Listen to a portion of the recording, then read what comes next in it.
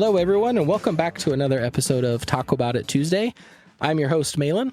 And I'm your other host, Jamie. And an article that we have today is science-y. Is it science-y or science fiction-y? Well, I don't think we can say it's science fiction anymore since it's actually happened. Okay, so we'll just put this out. This is another episode of Jamie's greatest fears coming to life in the news right in front of my face. It's fantastic. In fact, when I gave Jamie the article, it says I put in there, the future is now. Like, we are living in it. Today's article comes from the Washington Post. It was written on January 30th of 2024. Headline reads, Musk's Neuralink implants brain chip in its first human subject. I knew I didn't like that guy. Well, and there's so many questions about him, to be honest. Like, I know a little bit about him, but I'm not going to. I'm going to focus on the article. So we digress. The brain chip startup Neuralink implanted a device in its first live human subject on Sunday. Elon Musk, the company's founder, said on social media, the patient is recovering well, and he wrote Monday, adding the initial data from the device was promising. So this article kind of goes through the different parts of like the process of how this was happening for them. Their motto in this company for Neuralink is kind of an interesting one. It will restore autonomy to those with unmet medical needs today and unlock human potential tomorrow. The implant is in part of the brain that has control over movement, and the device is designed to interpret a person's neural activity so they can control external devices, such as smartphones or computer, with their thoughts. Neuralink's website states the device is currently in clinical trials, which are open to some individuals who have quadriplegia due to ALS or a spinal cord injury.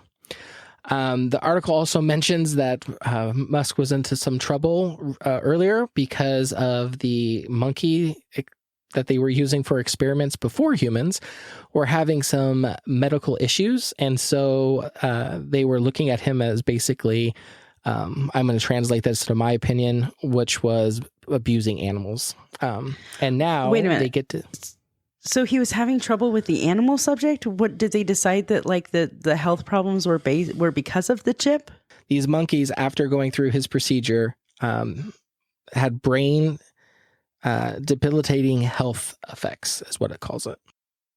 Okay, who's the guy that signs up for the first one of those in people after that? That's what I was thinking. I was like, you have to be kind of gutsy to be the first person that says, hey, show me the test subjects on what you've been using, and they're all debilitated. I was like, no thanks. Well, and I guess the other question is does the FDA approve? Does the article talk about like FDA approval, or was this approved by the government to continue these tests or whatever? The Neuralink has FDA approval for human trials. Wow. I have so much to say, Malin. Well, let me try to finish recapping this, and then we'll get into it. So the Washington Post did reach out to Neuralink, and of course they did not respond to requests for comment. And the last thing I'm going to leave as part of this update or this review is I wasn't expecting this, but at least 42 people worldwide have had brain-computer implants. And that was what the Washington Post reported as of last year, including a paralyzed man who first bumped President Barack Obama with a robotic hand in 2016. Who knew? Oh. Who knew? So the future's been here for a while, apparently. Well, at least the last year. Yeah. Here's the thing. I imagine the sci-fi movie or TV show where you've got all of the like advertising and such being, hey, look at all the amazing medical technology we can forge ahead with Neuralink or brain implant chips of computer stuff in your head. And behind the scenes, we're like gathering data and doing some maniacal reprogramming thing. And before you know it, fast forward, I don't know, 1,000 years, and we are Borg and resistance is futile. It's just, I mean, it is a script is what I'm reading. It's crazy to me. Well, and the one thing that I always kind of hold true to me when we read about these technology stories is if you have something that can be connected online through Bluetooth, anything that's going to be connected to the internet, you can hack it. And so what I'm concerned with is right now we're just getting people to move objects with their mind, which first of all is sci-fi, my childhood growing up. Jedi mind trick. Yeah, like I can't even. Like I'm not one to be having computer things embedded in my body. I may sign up for something like that if I can seriously just think about something like my phone and just get information. Anyways, but you fast forward a few years, let's say 15, 20, maybe 25 years, and now it's a lot more sophisticated. And now you have people that are linked together. So social media is no more talking to someone. You know, social media is not going just to a board or a phone. You now can look through just in thoughts, Facebook, and you can comment at will, or you can maybe take pictures of what you're looking at and send them right away through your Neuralink. And so suddenly there's a lot of great advancements that could come from that knowledge. Imagine if you had all the knowledge of the internet, let's just say all the good knowledge of the internet at your fingertips, but now instantly in your brain. So what would be the need for school? What would be the need for anything? What would be the point? Yeah. Yeah. So suddenly I have all of the information that I need literally embedded in my brain. And as fast as my brain works, it's processing that information. Who knows how you make those two things compatible? But, and again, I'm in the realm of sci-fi at this point. But if you look down the road, there's a lot of potential for this. There's also a lot of potential for negative. So think of all the horrible things we do on the internet. Now have all that embedded in your brain. Well, and that's kind of the balance that because I'll tell you what, here's the other piece of that, right? Like I have this overactive imagination that has watched a lot of sci-fi movies over the years with, you know, the evil villain in the movie doing evil villain things.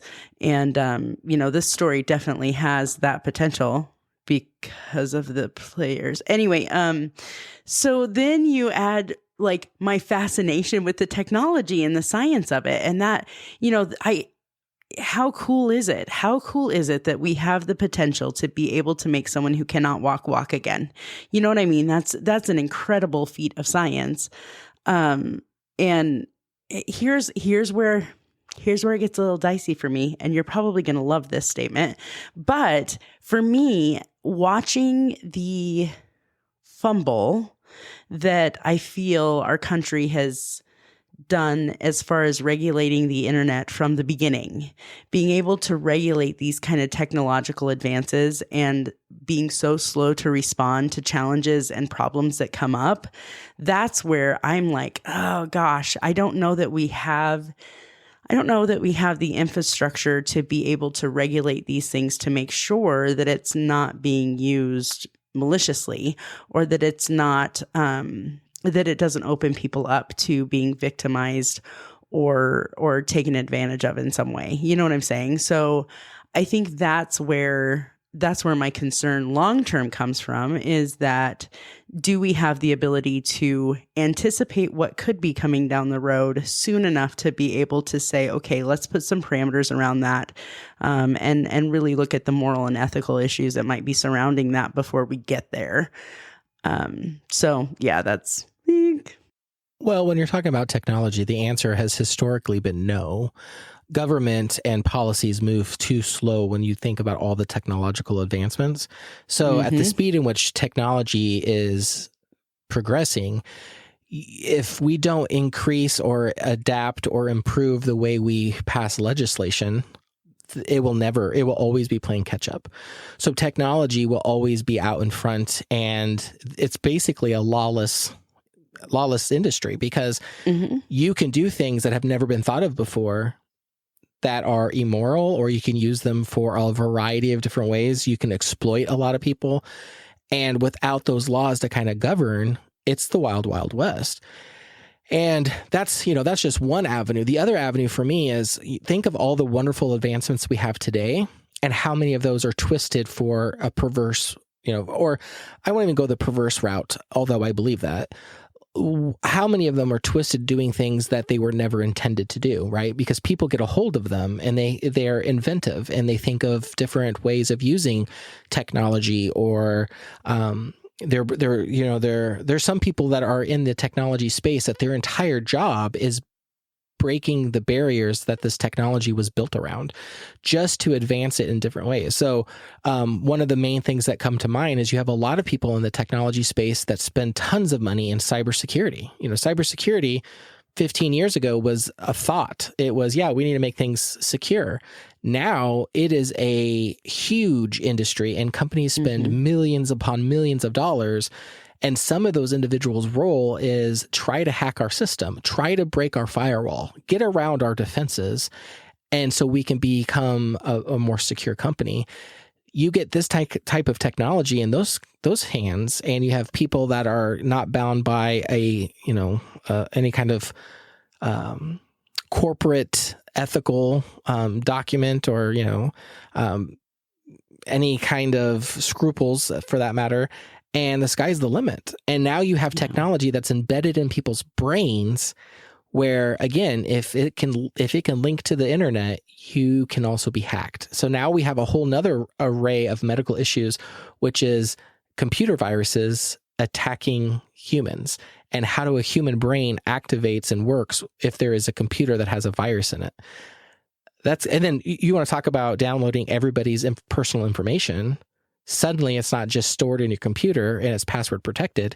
Suddenly it's your thoughts. It's maybe where your address is, maybe your whole life story, maybe where you hid your house key, right? Like all of the thoughts that are in your head, potentially, maybe at the door for anybody who can hack your brain to start getting that information. Well, and it's mind-blowing to me. It's funny because in the last 20 years, it's like the possibilities, like anything is possible, but is it really probable, right? If you'd have asked me in high school, is this probable? No way, because it's a science fiction horror flick movie plot. You know what I mean? Like, and so it's just kind of mind-boggling how fast things are changing, how quickly technology is growing, and how much advancement it can offer us. I wish I could think of an answer. Like, I wish I could think of how do we harness all of the amazing advancements. And it's like a whole new frontier is what we're talking about. How do we harness that and the amazing innovation that takes, and still make sure that we're protecting people? You know what I'm saying? Like, it's such a catch-22 or something. Like, it doesn't, I don't know. That's the scary part for me. I like to kind of reference a movie here for a second. I don't do this very often, but when I read this article, the movie that jumped in my head was Batman Forever, where you had the Riddler in there, played by Jim Carrey. Do you remember that movie? Oh, gosh, it's been a long time, but yes, I remember. So he was a scientist, and he came up with technology. And if you remember, it was a way through your television, I think, to extract people's thoughts. And he had the device that all those thoughts came to, and he put it to his brain, and it was making him really smart because he was capturing all that information from all the people who were watching TV through his device, which his device was marketed, I think, and I'm going off of memory, as a safe device to use, like an entertainment device. Meanwhile, it was actually capturing all the thoughts of individuals and siphoning them to his lair. But that's what I remembered as this kind of echoes that a little bit, where you have all these devices that people are probably going to sign up for. And this is a really good idea and all the different benefits. And I'm sure it's going to be marketed as a way to get information quickly and stay connected with loved ones. And it's probably going to be way more secure than having a phone in your hands, right? But at the same time, the people who are making these devices, they could have a back door that they could be utilizing and getting information. So one thing that I found over the years that moved faster than legislation is conspiracy theorists. So, oh gosh, yeah. So without getting my tinfoil hat on, I'm surprised that I haven't heard more about this from like conspiracy theorists, because they tend to see trends a little bit faster and speak about them before they actually become reality. And so this one kind of surprised me because I thought for sure I'd be hearing something through that channel, and I haven't heard anything. So, okay. We could totally digress into conspiracy theories, but let's not, because I do have to, I'm going to take it to task a little bit. They see the trends earlier before they come true. And I don't know that that's always the case. I suppose every once in a while they hit gold, but I don't know. I'm not going some conspiracy route. I think, you know what, at the end of the day, I think the biggest danger is that how is this going to be used for profit? And that's the biggest danger that we face. Look at Facebook, you know what I mean? Look at social media and how those have gone from, hey, it's a great way to stay connected to your college buddies, to I'm going to put advertising in front of your face as often as I can, and I'm going to connect it to things that I know that you're interested in because I'm paying attention to, you know, what you're clicking on and what you're liking. And so that would be a big concern for me is, you know, how could they turn this into profit, because that's likely, I mean, that would be a likely direction for it to go to. Oh, I fully anticipate the whole reason why this is coming together is probably for the almighty dollar. Just like any other good inventions, I'm sure that they start out with the purest of intentions, but it always ends with give me the money. Here's my concern with this piece of device, though, is I don't like Facebook. I can log out or I can stop using my account. I don't like Netflix, whatever it is. I can stop using it. I can log out. Once you get this chip implanted in your brain, can you ever have it removed? And it just doesn't seem like it's maybe that easy to just turn off. And that's where my concern comes from is you are embedding technology in your body in a very sensitive area of your body where I think it's probably very evasive to get removed or mess with. That's where I'm like, you're pretty much stuck once you get it. Like, what are you supposed to do with it? Even if you turned it off, I mean, I have my phone off and I still swear it listens to me. So what do you do from there? You change your settings, some of them anyway, maybe. The other thought that I just had is, oh my goodness, what happens when, your computer won't update after 4 years, right? So are you going to have to go get a new one every 5 years if this is a thing? Like go replace your microchip in your brain and or when it stops uploading, like, you know, some phones are only magnet chargeable now, you know, you can't plug them in like you used to be able to plug them in. So is that going to be like, you can't use commerce without a chip in your brain. So now we're just implanting at birth so that we have the ability to do that. What? I mean, look at all the things that that could happen. It's crazy. It's crazy. But some good food for thought, except that's not food for thought. It's good fodder for thought. Yeah, no, it was definitely interesting. I love these. Again, I'm a techie kind of technical person, and I love listening about the advancements of technology. Almost every single one of them always scare me and make me nervous because, again, with great advancements come, you know, great opportunity to do even more harm in the name of good. So there's that. But all right, I think if we look at the time, it's kind of close there. So probably should wrap this one up.